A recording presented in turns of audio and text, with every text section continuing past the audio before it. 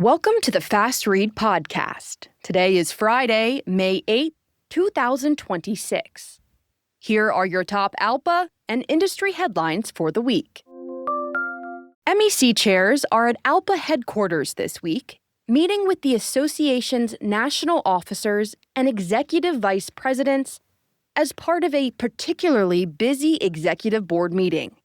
From an offer to return $53 million in member dues to the need to fill a vacancy in the union's Vice President Administration Secretary's office, the 138th regular executive board meeting was active with 17 different resolutions on the agenda. ALPA President Captain Jason Ambrosi opened the meeting saying, quote, "As a member-driven organization, we depend on the people in this room to drive our success." Ambrosi spent the bulk of his presentation acknowledging the tragedy that was the Jazz Aviation Flight 8646 accident on March 22nd at New York's LaGuardia Airport and the loss of Captain Antoine Forrest and First Officer Mackenzie Gunther. He also talked at length about the recent closure of Spirit Airlines and the effect on the carrier's nearly 2,000 pilots.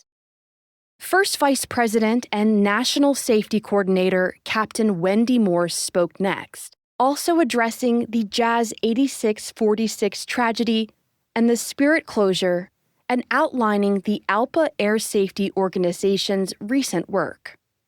Captain Wes Clapper, Vice President, Finance Treasurer, and Acting Vice President, Administration Secretary, outlined considerations for a proposed reduction in the ALPA dues rate from 1.85% to 1.55%. With the approval of the Executive Board, the ALPA Board of Directors will make the final decision when it meets in October.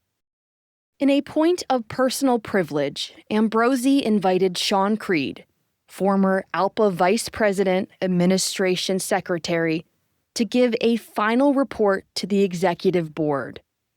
Creed is out of office due to his airline ceasing operation and the requirements within the ALPA Constitution and bylaws. United Airlines First Officer Tyler Hawkins was elected by the Executive Board to fill the vacancy, which now goes to the Board of Directors for ratification and will close on May 27th. On the morning of May 2nd, Spirit Airlines ceased operations, a devastating blow to more than 2,000 ALPA pilots and thousands of other hardworking employees who dedicated their careers to the airline. ALPA President Captain Jason Ambrosi sent messages to the Spirit pilots and all other members that morning. Quote, "We are all here for Spirit pilots today, and we will be with them until they are back on their feet," he wrote. In a public statement, Ambrosi said, in part, quote, "The pain of this decision will not be felt in boardrooms. It will be felt by pilots, flight attendants, mechanics, dispatchers, and ground crews, and by the families and communities that depend on them." ALPA fought at the highest levels of government to ensure that workers were the highest priority in any resolution. "We made clear that the human cost of liquidation was real, serious, and preventable." To read Captain Ambrosi's full statements, check the show notes. On Tuesday night, Kelowna Flightcraft pilot leaders approved a tentative 4-year agreement with KF Aerospace Management after more than 14 months of negotiations. The agreement reflects progress on key priorities like compensation, scheduling, and quality of life, and will now be presented to the pilot group for ratification.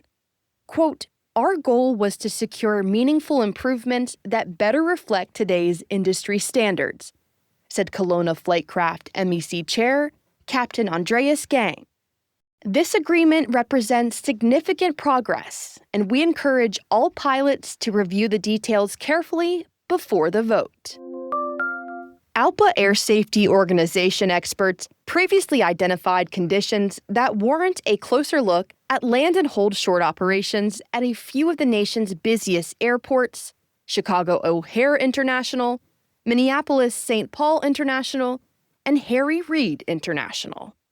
In addition to a series of prior guidance materials, today the ASO is highlighting important reminders for pilots, including recommendations for rejecting a lasso and what to do if asked to call ATC. For more information, check the show notes. Periods of transition often disrupt routines that support mental balance.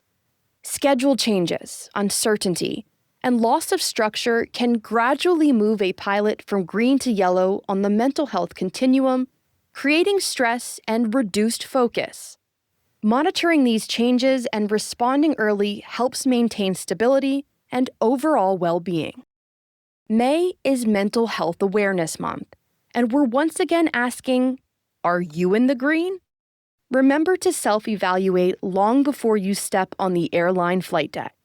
Visit the campaign's webpage to learn more and listen to our new podcast on the mental health continuum.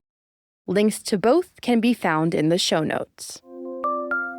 That's all for this edition of the FastRead podcast. Until next week, stay safe and have a nice flight. This podcast is brought to you by the Airline Pilots Association. ALPA supports its pilots through a variety of resources, including membership in Union Plus, your gateway to saving money on everyday consumer products and services in the United States. From cell phones to flowers, car rentals to theme parks, there's a wide variety of discounts available for ALPA members. In Canada, Union Savings offers similar discounts as well. Sign into your member account at alpa.org and look for the Discounts and Promotions link under the Pilot Resources tab.